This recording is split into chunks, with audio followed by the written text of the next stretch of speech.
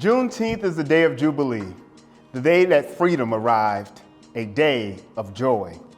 Juneteenth is the oldest celebration commemorating the end of slavery in the United States. It was first celebrated in African American communities in Texas in 1866. Now it's celebrated across the United States as a federal holiday, including here at Belmont University.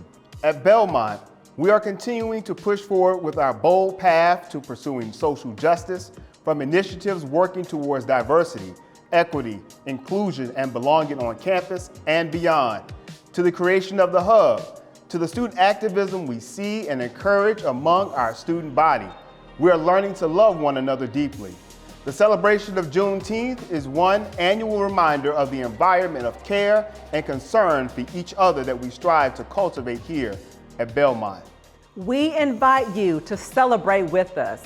Juneteenth celebrations are typically marked by festivities like dancing, storytelling, and enjoying cultural foods. You can find these festivities and more at our annual campus celebration.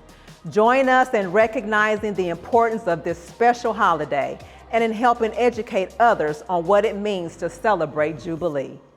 Happy Jubilee! Happy Freedom Day! Happy Juneteenth! Let freedom ring!